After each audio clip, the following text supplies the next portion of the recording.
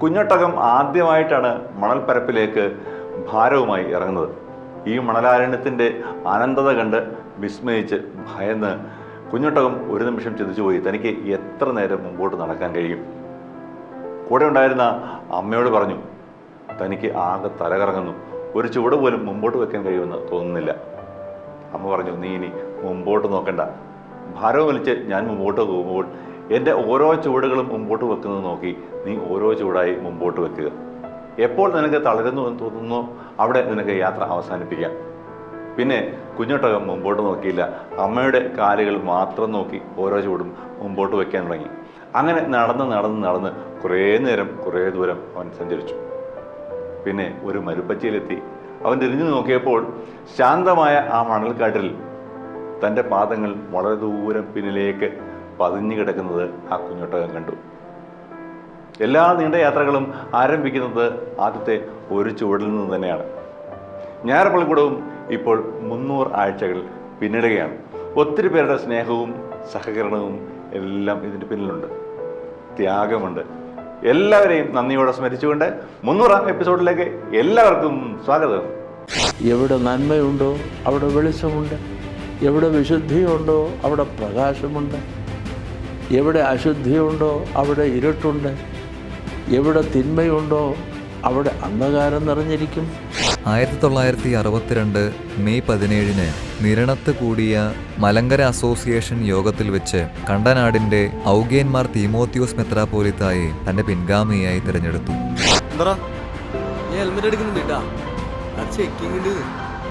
Checking ഇല്ലപ്പോ മാത്രം helmet വെച്ചാൽ മതി കേട്ടാ.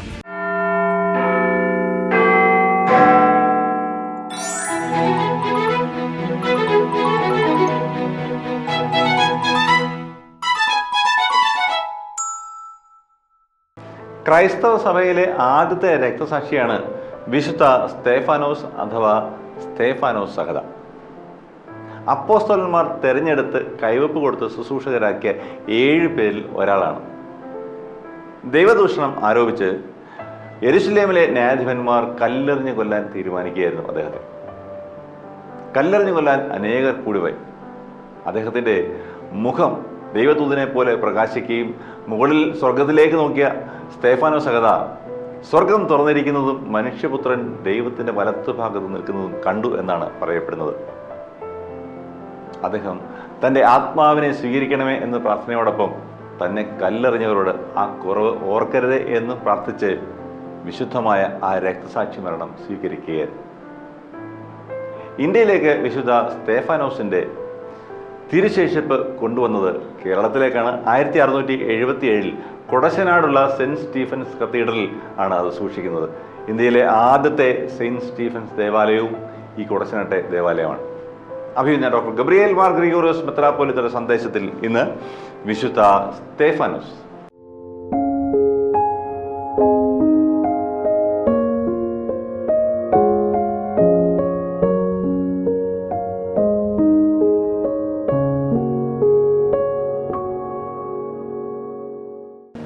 പിതാവിൻ്റെയും പുത്രൻ്റെയും പരിശുദ്ധാത്മാവിൻ്റെയും നാമത്തിൽ തനിക്ക് സ്തുതി.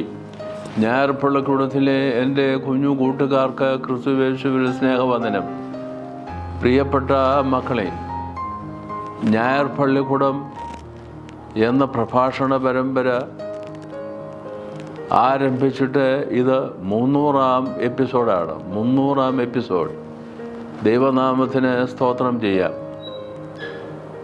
വളരെ ശ്രദ്ധയോടുകൂടെ ശുഷ്കാന്തിയോടുകൂടെ തുടർച്ചയായി ഞായർപ്പള്ളിക്കൂടം പ്രസിദ്ധീകരിക്കുന്നതിൽ ഡോക്ടർ സന്തോഷ്, നമ്മുടെ ചാച്ചൻ സന്തോഷ് നിർവഹിച്ചിട്ടുള്ള സ്തുത്യർഹമായ സേവനം വളരെ വലുതാണെന്ന് ഈ അവസരം നമുക്ക് പ്രത്യേകം ഓർക്കാം.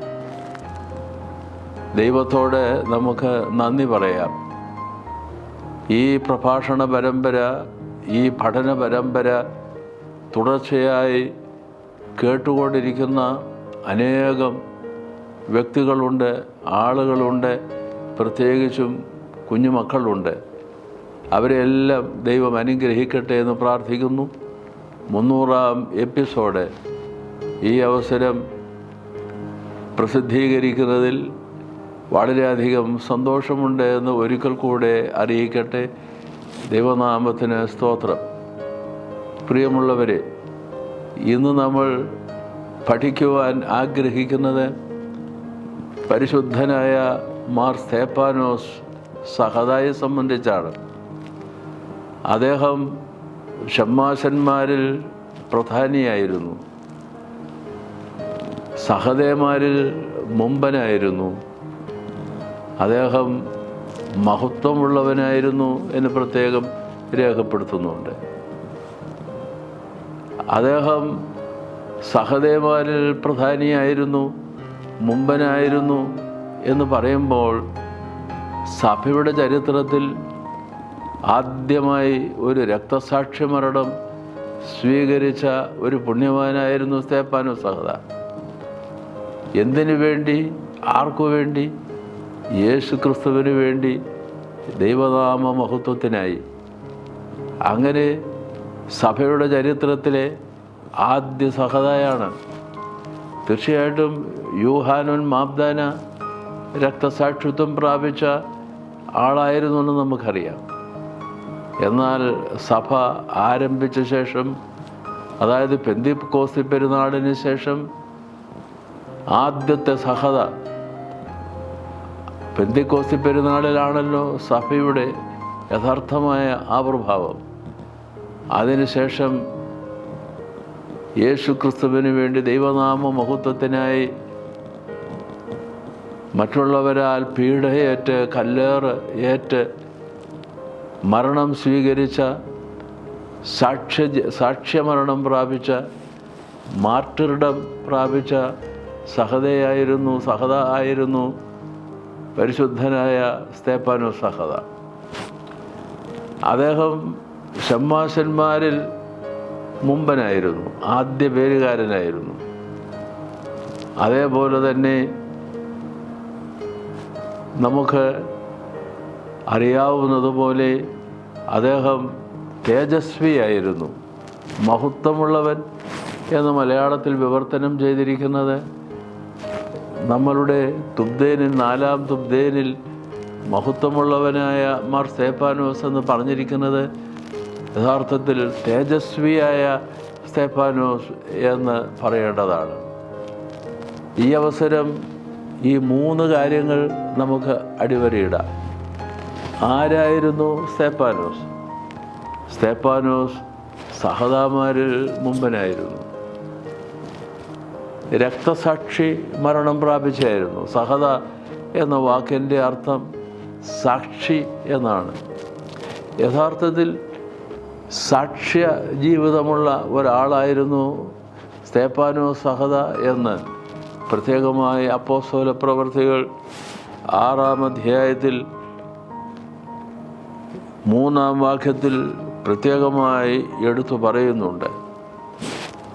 7 ഷമ്മാശന്മാരും സാക്ഷ്യജീവിതം ഉള്ളവരായിരുന്നു. അങ്ങനെ സാക്ഷ്യജീവിതമുള്ള ഒരാളായിരുന്നു സ്തേഫാനോസ് സഹദ. അതേപോലെ തന്നെ സാക്ഷ്യമരണം പ്രാപിച്ച ആളുമായിരുന്നു. സാക്ഷ്യമരണം സാക്ഷ്യജീവിതത്തിൻ്റെ തുടർച്ചയാണ്. സാക്ഷ്യമരണം എന്നെങ്ങനെ സാക്ഷ്യമരണം? രക്തം ചൊരിഞ്ഞ് യേശു ക്രിസ്തുവിന് വേണ്ടി മരണം സ്വീകരിക്കുന്നവരെയാണ് രക്തസാക്ഷികൾ, മാർട്ടിയേഴ്സ് എന്ന് നാം പറയാറുള്ളത്. സാക്ഷ്യജീവിതവും സാക്ഷ്യമരണവും അത് സ്തേഫാനോസ് സഹദയെ സംബന്ധിച്ചിടത്തോളം അക്ഷരാർത്ഥത്തിൽ ശരിയായിരുന്നുവെന്ന് അപ്പോസ്തല പ്രവൃത്തികൾ 6-ാം അധ്യായം വായിക്കുമ്പോൾ നമുക്ക് മനസ്സിലാകും. രണ്ടാമത്, അദ്ദേഹം ഷമ്മാശന്മാരുടെ ഗണത്തിൽ 7 പേരെയാണ് ആദിമസഭ തിരഞ്ഞെടുക്കുന്നത്. അതിനെന്താണ് കാരണം? വിധവമാരുടെ സംരക്ഷണമായിരുന്നു, അവരുടെ ഇടയിലുള്ള ശുശ്രൂഷയായിരുന്നു. അന്നത്തെ കാലത്ത് വിധവമാർ ഏതാണ്ട് അനാഥരായിരുന്നു. ആരും അവരെ നോക്കില്ല. അവർക്ക് വസ്തുവകകളിൽ ഓഹരിയില്ല. പിന്നെ അവർ എങ്ങനെ ജീവിക്കും? അങ്ങനെ ജീവിതം വഴിമുട്ടി നിന്നിരുന്ന വിധവമാരെ പരിരക്ഷിക്കുന്നതിൽ, ഒരു വലിയ ശുശ്രൂഷ നിർവഹിക്കുന്നതിൽ, ആ കാര്യത്തിന് വേണ്ടിയിട്ടാണ് ആദിമസഭ 7 പേരെ തിരഞ്ഞെടുക്കുന്നത്. ആ 7 പേർ ആ ശുശ്രൂഷ നിർവഹിക്കുവാനായി തിരഞ്ഞെടുക്കപ്പെട്ടിരിക്കുന്ന ശമ്മാശന്മാർ, ശുശ്രൂഷകർ. അവരിൽ ആദ്യത്തെ പേര് സ്തേഫാനോസ് സഹതയുടേതായിരുന്നു എന്ന് നമ്മൾ പ്രത്യേകം കാണുന്നുണ്ട്. പ്രിയമുള്ളവരെ, സാക്ഷ്യജീവിതമുള്ള ദൈവമക്കൾ അവരുടെ ജീവിതം പ്രയാസപ്പെടുന്നവരുടെ ഇടയിൽ ശുശ്രൂഷ ചെയ്യുന്നതിലുള്ള ഒരുക്കമുള്ള, സന്നദ്ധതയുള്ള ആളുകളും കൂടെ ആയിരിക്കുമെന്ന പാഠമാണ് സ്തേഫാനോസ് സഹതയുടെ ജീവിതം നമ്മളെ പഠിപ്പിക്കുന്നത്. മൂന്നാമത് പറഞ്ഞിരിക്കുന്ന ഒരു പ്രധാനപ്പെട്ട കാര്യം എന്താ? അവിടെ പറഞ്ഞിരിക്കുകയാണ്, അപ്പോസ്തല പ്രവർത്തികൾ 6-ാം അധ്യായത്തിൽ ഏറ്റവും ഒടുവിലത്തെ വാക്യം, അതായത് 15-ാം വാക്യത്തിൽ പ്രത്യേകം എടുത്തു പറയുന്നുണ്ട്, സ്തേഫാനോസ് സഹതയെ യേശുക്രിസ്തുവിൻ്റെ ശിഷ്യനായി, യേശുക്രിസ്തുവിൻ്റെ ജീവിതം, യേശുക്രിസ്തുവിനെ സ്വീകരിച്ച് അങ്ങനെ നിലകൊണ്ടവനാകൊണ്ട് അവനെ ന്യായാധിപ സംഘത്തിൻ്റെ മുമ്പിലേക്ക് കൊണ്ടുവന്നു. അവൻ എന്താണ് പറയുവാനുള്ളത് എന്ന് കേൾക്കുകയായിരുന്നു. അവനെ സംബന്ധിച്ച് പല ചോദ്യങ്ങളും അവനോട് ചോദിക്കുകയായിരുന്നു. ന്യായവിസ്താരത്തിൽ നിൽക്കുന്ന സ്തേഫാനോസിനെ ആ ന്യായാധിപ സംഘം, വിധിക്കുന്നതിന് വേണ്ടി ഇരിക്കുന്ന സംഘം, അവനെ ഉറ്റുനോക്കി എന്നാണ് പ്രത്യേകം എഴുതിയിരിക്കുന്നത്. ശ്രദ്ധയോടുകൂടെ നോക്കി. എന്താണ് അവൻ ശ്രദ്ധാകേന്ദ്രമായി തീർന്നത്? ഇവിടെ പറയുന്നത്, അവൻ്റെ മുഖം ഒരു ദൈവദൂതൻ്റെ മുഖം പോലെ കണ്ടു. അപ്പോസ്തല പ്രവർത്തികൾ 6-ാം അധ്യായത്തിൽ ഏറ്റവും ഒടുവിലത്തെ വാക്യമാണ് 15-ാം വാക്യം. അവൻ്റെ മുഖം ഒരു ദൈവദൂതൻ്റെ മുഖം പോലെ കണ്ടു. അതിൻ്റെ അടിസ്ഥാനത്തിൽ, അതിൻ്റെ കാരണത്താൽ തന്നെ അവൻ കളങ്കരഹിതനായിരുന്നു, നിഷ്കളങ്കനായിരുന്നു എന്ന് പറഞ്ഞാൽ അതിൻ്റെ അർത്ഥം അവനിൽ ഒട്ടും ഇരുളുണ്ടായിരുന്നില്ല, തിന്മയുണ്ടായിരുന്നില്ല. എവിടെ നന്മയുണ്ടോ അവിടെ വെളിച്ചമുണ്ട്, എവിടെ വിശുദ്ധിയുണ്ടോ അവിടെ പ്രകാശമുണ്ട്, എവിടെ അശുദ്ധിയുണ്ടോ അവിടെ ഇരുട്ടുണ്ട്, എവിടെ തിന്മയുണ്ടോ അവിടെ അന്ധകാരം നിറഞ്ഞിരിക്കും. അപ്പോൾ തിന്മയിൽ നിന്ന് മുക്തനായി, വിശുദ്ധിയിൽ നിറഞ്ഞവനായി അങ്ങനെ ഒരു ജീവിതം നയിച്ചതുകൊണ്ട് അവൻ ദൈവദൂത സമാനനായി മാറുക, ദൈവദൂതനെ പോലെ രൂപാന്തരപ്പെടുന്ന ഒരു ജീവിതത്തിന് ഉടമയായിരുന്നു സ്തേഫാനോസ് സഹത എന്ന് നമ്മൾ പ്രത്യേകം പഠിക്കുന്നു. അങ്ങനെയാണ് സ്തേഫാനോസ് സഹതയെ നമ്മൾ കാണുന്നത്. സ്തേഫാനോസ് സഹതയെ സംബന്ധിച്ച് അവൻ ആദ്യത്തെ പുതിയ നിയമ സഹതയായിരുന്നു എന്ന് നാം കാണുന്നു. സ്തേഫാനോസ് എന്ന പദത്തിൻ്റെ അർത്ഥം കിരീടം എന്നാണ്. ഒരു വലിയ പോരാട്ടമായിരുന്നു ജീവിതം. ആ പോരാട്ടത്തിൽ തിന്മയോടുള്ള പോരാട്ടം, തിന്മയോട് ശക്തികളോടുള്ള പോരാട്ടം, ആ പോരാട്ടത്തിൽ അവൻ യേശുക്രിസ്തുവിനോട് ചേർന്ന് നിന്നു. അതുകൊണ്ട് രക്തസാക്ഷി മരണം സ്വീകരിക്കേണ്ടതായി വന്നു. സ്തേഫാനോസ് എന്ന വാക്കിൻ്റെ അർത്ഥം കിരീടം എന്നാണെന്ന് സൂചിപ്പിച്ചല്ലോ.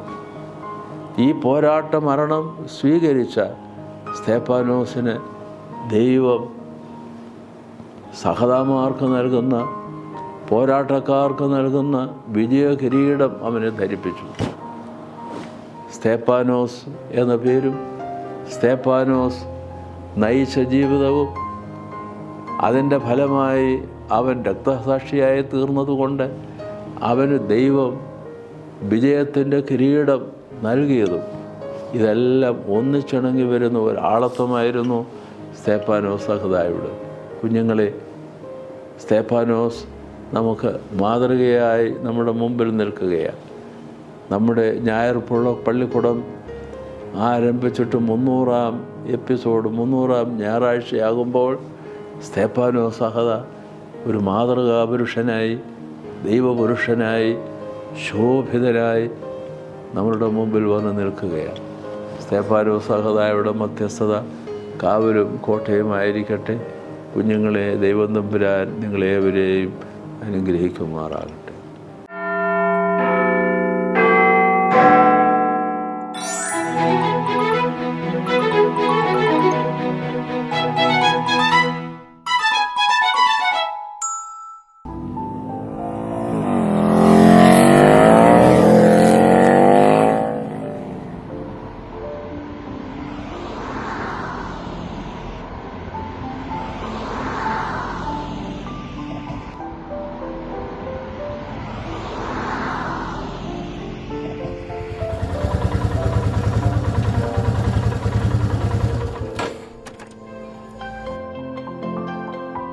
ചേട്ടാ, ആ എന്താ ഞാൻ ഹെൽമെറ്റ് എടുക്കുന്നുണ്ട് കേട്ടാ. അത് ചെക്കിങ് ഉണ്ട്. നീ ചെക്കിംഗ് ഇല്ലപ്പോ മാത്രം ഹെൽമെറ്റ് വെച്ചാൽ മതി കേട്ടാ.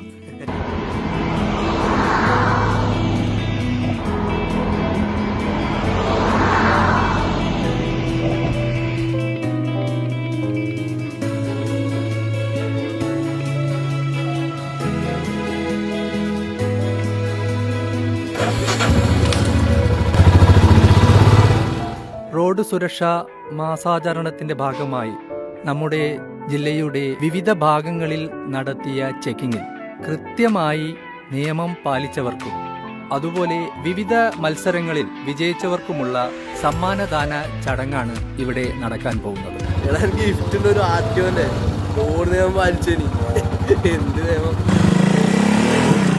കൃത്യമായി നിയമം പാലിച്ച ഇരുചക്രവാഹന ഡ്രൈവർമാർക്കുള്ള സമ്മാനദാനം നിർവഹിക്കുന്നതിനായി ബഹുമാനപ്പെട്ട ആർടിഒയെ ക്ഷണിക്കുന്നു.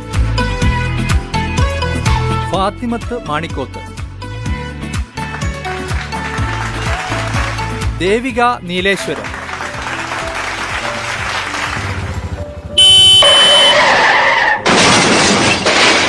അടുത്തത് അഭിജിത്ത് മടിക്കൈ. അഭിജിത്ത് മടിക്കൈ, അഭിജിത്ത് എത്തിയിട്ടുണ്ടെങ്കിൽ സ്റ്റേജിലേക്ക് വരണമെന്ന് അഭ്യർത്ഥിക്കുന്നു.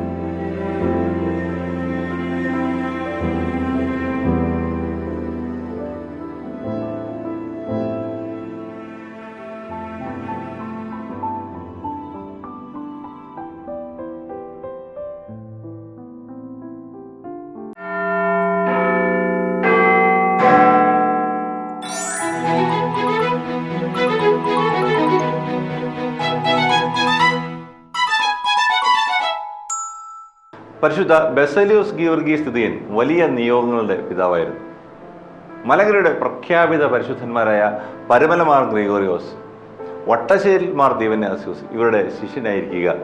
പിന്നീട് പരുമലമാർ ഗ്രിഗോറിയോസിനെയും എൽദോമാർ ബസേലിയോസിനെയും ഒക്കെ പരിശുദ്ധന്മാരായി പ്രഖ്യാപിക്കാൻ കഴിയുക. ഇതുകൊണ്ടൊക്കെ തന്നെ ആ പിതാവ് വലിയ നിയോഗങ്ങളുടെ പിതാവായിരുന്നു എന്ന് നിസ്സംശയം നമുക്ക് പറയാൻ കഴിയും. പരിശുദ്ധ ബസേലിയോസ് ഗീവർഗീസ് തിതിയൻ കാതോലിക്ക ബാവ ലഘുപഠനം ഇന്ന് അവസാന ഭാഗം. 1952 പത്തനംതിട്ടയിൽ മലങ്കര സഭയുടെ ആദ്യത്തെ കോളേജായി കാതോലിക്കേറ്റ് കോളേജ് സ്ഥാപിക്കപ്പെട്ടു. 1953 മെയ് 15 മലങ്കര സഭയ്ക്കായി പത്രോസ് മാർ ഒസ്താത്യോസ്, മാത്യൂസ് മാർ ഇവാനിയോസ്, മാത്യൂസ് മാർ അത്താനാസ്യോസ്, ദാനിയേൽ മാർ പീലക്സീനോസ്, മാത്യൂസ് മാർ കൂറിലോസ് എന്നീ മെത്രാപ്പോലിത്തന്മാരെ കൂടി വാഴിച്ചു. 1956 ഒക്ടോബർ 31 എത്യോപ്യൻ ചക്രവർത്തിയായിരുന്ന ഹെയ്ലി സെലാസി ഭാരതം സന്ദർശിക്കുകയും അദ്ദേഹത്തിന് മലങ്കരയിൽ ഊഷ്മളമായ സ്വീകരണം നൽകുകയും ചെയ്തു. 1954 സുപ്രീം കോടതിയിൽ ബാവ തിരുമേനി സമർപ്പിച്ച അപ്പീൽ അനുവദിച്ച് സമുദായ കേസ് കേരള ഹൈക്കോടതിയിൽ വീണ്ടും കേൾക്കുന്നതിന് ഉത്തരവാവുകയും 1956 ഡിസംബർ 31 സമുദായ കേസ് വീണ്ടും ബാവ തിരുമേനിക്ക് പ്രതികൂലമായി വിധിക്കുകയും ചെയ്തു. തുടർന്ന് കേസ് വീണ്ടും സുപ്രീം കോടതിയിലെത്തുകയും 5 ജഡ്ജിമാർ അടങ്ങിയ ഭരണഘടനാ ബെഞ്ചിനു മുമ്പാകെ 1958 ഓഗസ്റ്റ് സെപ്റ്റംബർ മാസങ്ങളിൽ വാദം നടക്കുകയും 1958 സെപ്റ്റംബർ 12 സുപ്രീം കോടതി സമുദായ കേസ് കാതോലിക്ക ഭാഗത്തിന് അനുകൂലമായും മലങ്കര സഭയുടെ പരിപൂർണ സ്വാതന്ത്ര്യം പ്രഖ്യാപിച്ചുകൊണ്ടും വിധി പുറപ്പെടുവിച്ചു. 1958 ബഹുമാനപ്പെട്ട സുപ്രീം കോടതിയുടെ വിധിയെ തുടർന്ന് മലങ്കര സഭയിൽ ശാശ്വതമായ ഒരു സമാധാനം ഉണ്ടാകുവാൻ വേണ്ടി അക്ഷീണം പരിശ്രമിക്കുകയും എതിർ വിഭാഗക്കാരായിരുന്ന യാക്കോബായ വിഭാഗത്തിൻ്റെ അഭ്യർത്ഥനയെ തുടർന്ന് നിരുപാധികമായി സമാധാനമുണ്ടാക്കുവാൻ വേണ്ടിയിട്ട് അദ്ദേഹം ചെയ്ത പ്രവർത്തനങ്ങളും സേവനങ്ങളും ആർക്കും ഒരിക്കലും ചരിത്രത്തിൽ വിസ്മരിക്കുവാൻ സാധിക്കുന്ന കാര്യമല്ല. സമുദായ കേസിൽ വിജയം നേടിയ പരിശുദ്ധ ബാവാ തിരുമേനി എതിരാളികളെ നോവിക്കുന്ന ഒരു വാക്കുപോലും പറഞ്ഞില്ല. സമാധാനത്തിന്റെ വാതിലുകൾ അദ്ദേഹം മലർക്കെ തുറന്നു. അന്നേ വരെ വൃദ്ധൻ പുന്നൂസ് എന്ന് തങ്ങൾ വിളിച്ചാക്ഷേപിച്ചിരുന്ന പരിശുദ്ധ കാതോലിക്ക ബാവാ തിരുമനസിന്റെ മുൻപിൽ അവർ മുട്ടുകൾ മടക്കി അദ്ദേഹത്തിന്റെ കൽപ്പനകൾ കേൾക്കുവാൻ കാത്തിരുന്നു. മാർത്തോമാസ്ലിഹായുടെ ശ്ലൈഹിക സിംഹാസനത്തിൽ വാണരുളുന്ന മോറാൻമാർ ബസേലിയോസ് ഗീവർഗീസ് ദ്വിതീയൻ കാതോലിക്കോസും അന്ത്യോക്യയുടെ യാക്കോബ് തൃതീയൻ പാത്രിയർക്കീസും പരസ്പരം സ്വീകരിച്ചു. പരിശുദ്ധ കാതോലിക്ക ബാവയെയും അദ്ദേഹത്തിന്റെ കൂടെയുള്ള എല്ലാവരെയും നിരുപാധികം സ്വീകരിച്ചുകൊണ്ടുള്ള അന്ത്യോക്യ പാത്രിയർക്കീസിന്റെ കൽപ്പനയും തുടർന്ന് ഭരണഘടനയ്ക്ക് വിധേയമായി പാത്രിയർക്കീസ് ബാവയെയും അനുയായികളെയും സ്വീകരിച്ചുകൊണ്ടുള്ള കാതോലിക്ക ബാവയുടെ കൽപ്പനയും 1958 ഡിസംബർ 16 കോട്ടയം പഴയ സെമിനാരിയിൽ വെച്ച് പരിശുദ്ധ ബാവാ തിരുമേനിയും പാത്രിയർക്കീസിനെ പ്രതിനിധാനം ചെയ്ത് ഏലിയാസ് മാർ യൂലിയോസ് മെത്രാപ്പോലീത്തായും പരസ്പരം കൈമാറിയതോടെ സഭയിൽ സമാധാനം കൈവന്നു. 1962 ഡിസംബർ 16 ഡൽഹിയിൽ സമ്മേളിച്ച അഖില ലോക സഭാ പ്രതിനിധി സമ്മേളനത്തിൽ സംബന്ധിച്ച ശേഷം കോട്ടയത്തെത്തിയ Ethiopia, Armenia, Syria, Greek, Romania, Russia, ഈജിപ്തായ സഭാ മേലധ്യക്ഷന്മാർക്ക് സ്വീകരണമൊരുക്കി. 1962 മെയ് 17 നിരണത്ത് കൂടിയ മലങ്കര അസോസിയേഷൻ യോഗത്തിൽ വെച്ച് കണ്ടനാടിന്റെ ഔഗേന്മാർ തീമോത്തിയോസ് മെത്രാപ്പോലിത്തായെ തന്റെ പിൻഗാമിയായി തിരഞ്ഞെടുത്തു. 1963 ഡിസംബർ 21 അന്ത്യകൽപ്പന പൂർത്തിയാക്കി ഒപ്പുവെച്ചു. ഡിസംബർ 23 ദേവലോകം അരമനയിൽ വെച്ച് കന്തീല ശുശ്രൂഷ നടത്തപ്പെട്ടു. ഈ പരിശുദ്ധ പിതാവ് 1964 ജനുവരി മാസം 3 കാലം ചെയ്ത് സഭയുടെ ആസ്ഥാനമായ ദേവലോകം കാതോലിക്കേറ്റ് അരമനയിൽ കബറടക്കപ്പെട്ടു. പരിശുദ്ധ തിരുമേനിയുടെ ജീവിതം നിങ്ങൾ കൂടുതൽ വായിക്കുകയും പഠിക്കുകയും അതനുസരിച്ച് ജീവിതത്തിൽ വരുത്തേണ്ട മാറ്റങ്ങൾ ഉണ്ടാക്കുവാനും പ്രത്യേകമായിട്ട് ശ്രദ്ധിക്കണം നിങ്ങൾ. നമുക്ക് എഴുന്നേൽക്കാം. എല്ലാവരെയും ദൈവം അനുഗ്രഹിക്കട്ടെ.